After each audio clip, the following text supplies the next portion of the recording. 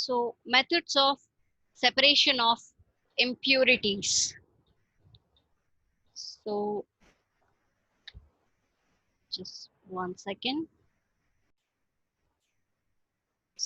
So we were discussing about the method of hand picking and the different types of methods like sieving. Just wait 1 second. Let me everyone. Yeah. So yesterday we were discussing about hand picking. So there are different types of methods of removing the impurities from the substances, from the food materials which we eat. Like we remove the grains, we remove the stones which are unnecessary, which come in between the food material. So we have to remove them. So there are so many methods for removal. So the methods are hand picking. This is the one method, and sieving.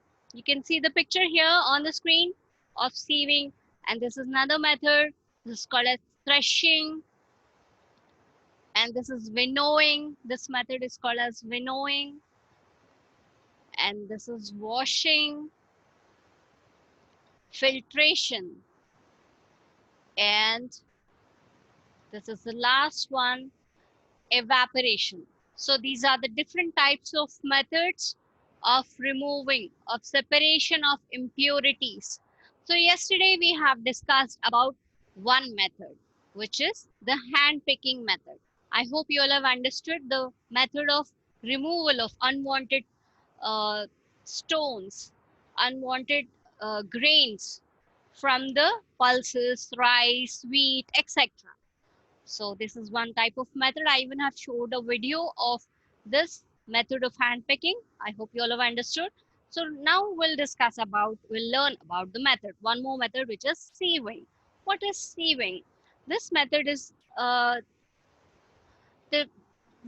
components are there, different types of substances are there. So they are of different types of weight.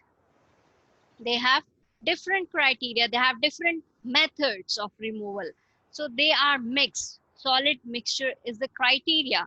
So here there is a process of separation. There are different methods of separation. So in this sieving method, what is done is the flour, wheat flour, which has been the wheat which has been grinded. You'll be getting different types of wheat flour in the market, like Ashirwad. The on the packet will be written Ashirwad Atta, and there are so many other names, different products which are in the market of the wheat flour. So when we just bring the wheat and when we clean it at house, we do all the process. A few people, they do all the process at home itself. They don't go and buy the packets, ready-made packets. Few people, they don't buy the ready-made packets because they just want to purify. They just want to remove all the unwanted things. We don't know what will be there, what they grind, how they do the things from the market. When we buy the ready-made packets, we don't know what are the impurities which has been mixed in there. So some people, they just want to clean everything. They just buy the wheat, they remove all the impurities from that by hand picking method, and then they just take it for grinding. Then the flour will be back. So while removing this, a few people, they just do this. They use this sieve. Usually there are so many flours which are available, already grinded one. So this wheat bran is separated from wheat flour. Usually the flours which are there, the powder type, powder flour, which we just you eat chapati. How your mother prepares the chapati out of the flour? She knead the dough for chapati, isn't it? So this wheat flour is being sieved by using a sieve. So it is usually a wire mesh with holes which allow only fine particles to pass through them. So these fine particles of wheat which are being all sieved, the remaining part, the dust or the husk or any unwanted matter which is there, it will be left on that sieve. Okay. I hope you all have understood this. I'll show you one video so that will be clear to you all. Just wait 1 second, children.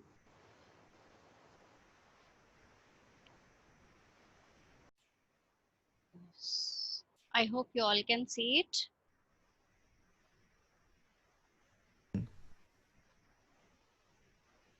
Materials required. Sieve. Separation by sieving. Materials required. Sieve. Wheat flour. Common salt. Dry pulses. Pebbles. Straw. Method.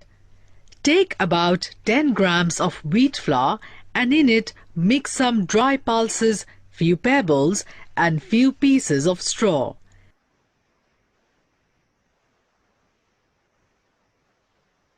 Now take a sieve and put the mixture in it. Place a clean plate under the sieve and gently rock it.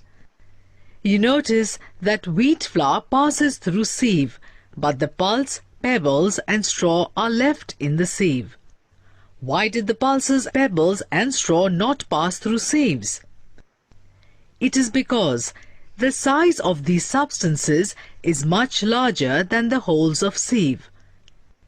Take about 10 grams of wheat flour and in it mix about 5 grams of common salt. Sieve the mixture as stated above.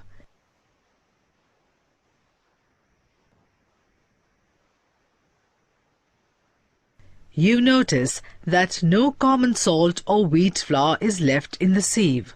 Why? It is because the size of holes in the sieve are far bigger than size of the particles of wheat flour or common salt. Thus, they easily pass through the holes of sieve. Conclusion.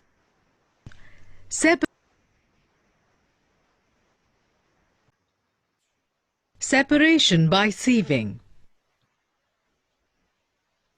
Materials required. Sieve, wheat flour, common salt, dry pulses, pebbles, straw. Method. Take about. Separation by sieving is only possible. Sieving. Materials required. Sieve, wheat flour, common salt, dry pulses, pebbles, straw. Method. Take about 10 grams of wheat flour and in it mix some dry pulses, few pebbles and few pieces of straw.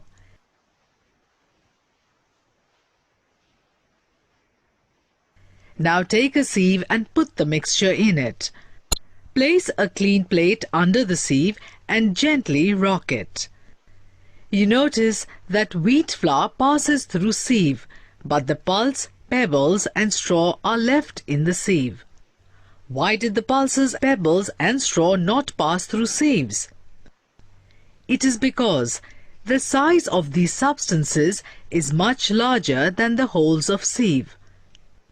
Take about 10 grams of wheat flour and in it mix about 5 grams of common salt.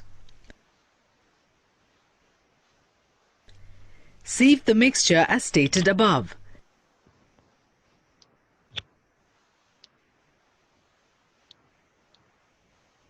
You notice that no common salt or wheat flour is left in the sieve. Why? It is because the size of holes in the sieve are far bigger than size of the particles of wheat. The method of sieving. So in this method, different weights of components are being mixed in a mixture. Then the criteria of separation of this solid particles, I mean like any waste materials which are being added in this floor, they are removed by the help of the method of sieving. Okay, children. So after sieving, one more method is there, which is the threshing. So all these methods we use for cleaning, for uh, removing separation of impurities from the food material. So these are the different methods we are going through now. So method of threshing we'll see now. In this method, the different weights of the components in a solid-solid mixture. So this will be a solid-solid mixture. There are all the solids here, no liquid mixed. Okay, so this is called as a solid-solid mixture. So in this criteria of separation, what happens is after drying the stock, like wheat or rice, whatever the farmers have been drying after harvesting, they'll dry the grains in the sunlight, and after drying they'll do the threshing. Threshing is done by beating the stalk paddy to separate the grain seeds from them. We can use the bullocks or machines for threshing. So I'll show you one video how the threshing process goes on. The size, you all can see it. Just one second. Wheat or must have seen bundles of wheat or paddy stalks lying in fields after harvest. Have you pondered how a farmer separates the grains from these stalks? Once the wheat or paddy crop is harvested, the farmer ties the stalks together to form bundles. He then leaves the bundles to dry in the sun. Once the stalks are completely dried, the farmer beats them against a hard floor to free the grains. This process of separating grains from stalks is known as threshing. Bullocks, oxen, and machines known as threshers are also used for this purpose. You So must have in this threshing process, children, they tie these harvested crop, they tie it into bundles and they beat these bundles to hard surface in order to remove the grain from the crop. They'll remove the grain from the crop. Just one second. Separation of substance. We all must have observed in our daily life that we need to separate substances from mixtures of two or more substances.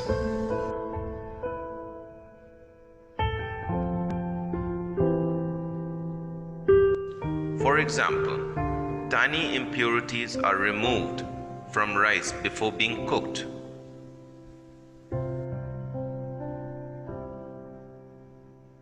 What is the need for separation of substances? Substances need to be separated from each other to remove impurities or to get two or more useful products.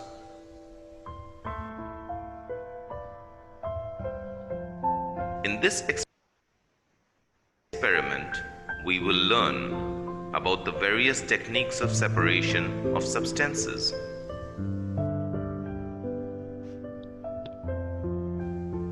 There are various methods for separating substances such as hand picking,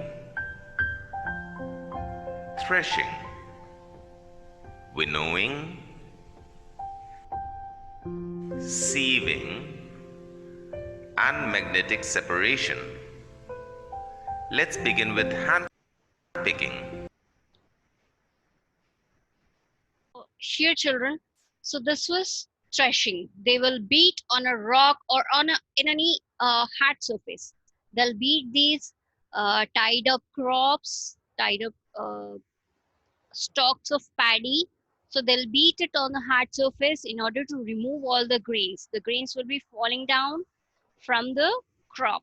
So there are they can be, they use machines or they use uh, bullocks to separate these to do this procedure. And after threshing, children, there is another one more method, which is winnowing. So in this method, the difference in weights of the components of a solid-solid mixture in this criteria are separated. The in this, the wheat or rice, they are the hard grains, they settle down, they fall down. And the things, the impurities, which are very lightweight, the outer covering of that, or any impurities which are present in that, they'll fly away with the air.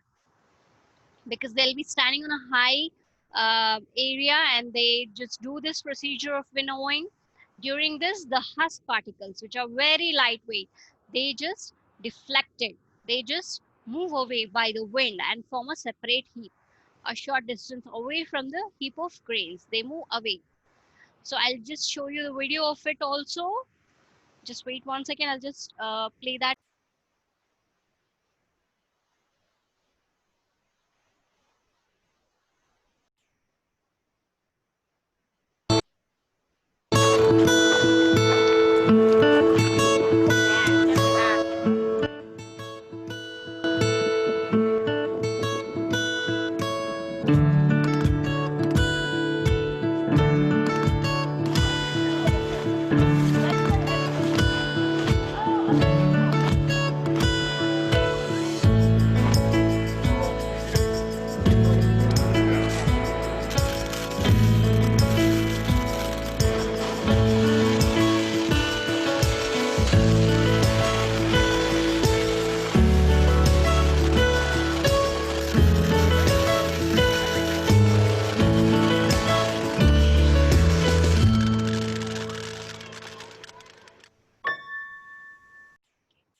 So after winnowing, so in this winnowing process, when they separate, the separation of grains from husk after threshing.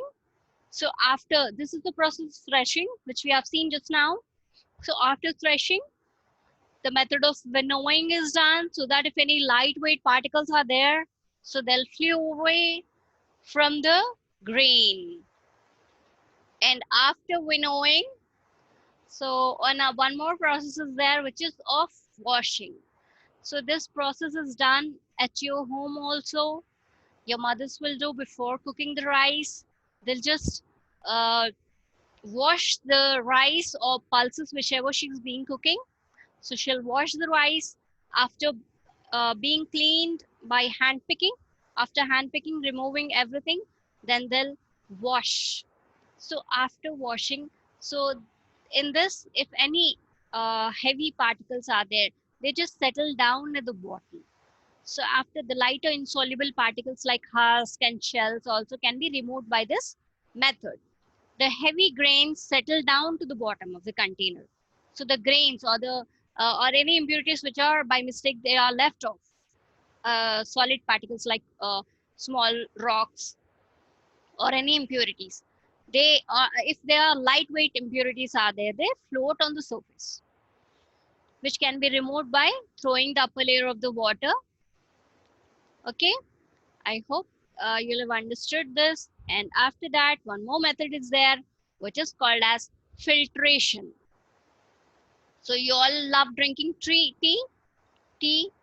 So how your mother prepares the tea? She just keeps mixes the tea powder, sugar in the water, and she boils it.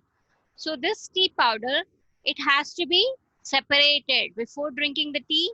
You have to sieve, you have to filter the tea which you're drinking.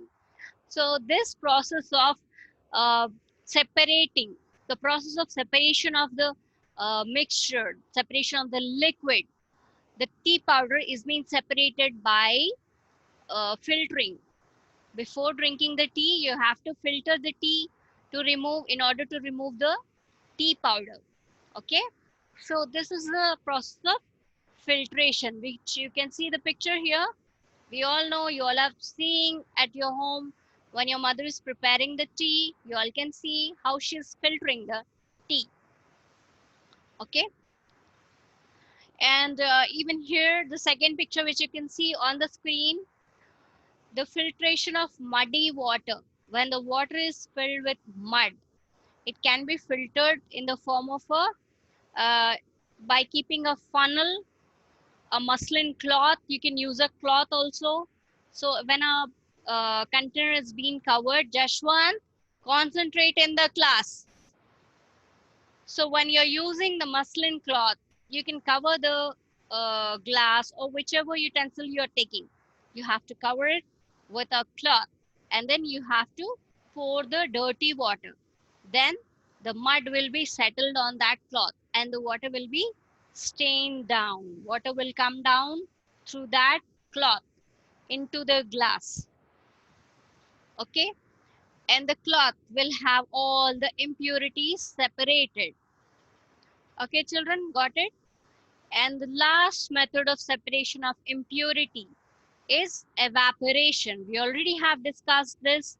So the process of conversion of water, we all know that uh, if the water is collected at one place, if it is kept out in the sunlight, then what happens with the sunlight, with the hotness of the sunlight, all the water will vaporize, the water will evaporate.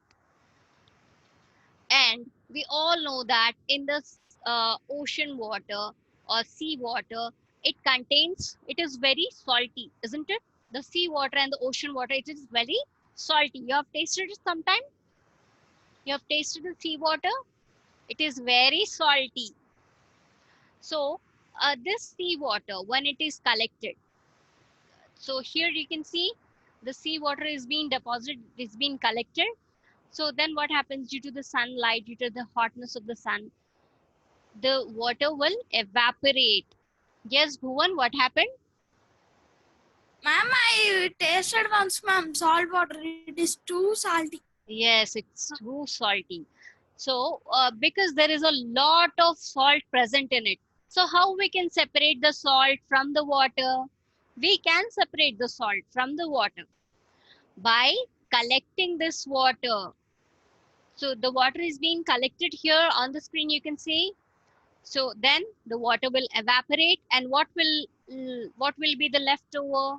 What will left on the ground? The salt. The salt will be remained. The water will evaporate, and the remaining thing will be the salt you can see. So this separation of salt, the salt is deposited in these pits. You can see the pits which is being created here. So in these pits, when the water evaporates, salt will settle down. Salt deposits are formed. So in a few days, it takes a few days to happen. It won't happen quickly. It takes a few days for the water to evaporate. Now the salt will be left behind. Yes, children, if you have any doubts, you want me to repeat it, any topic, just tell me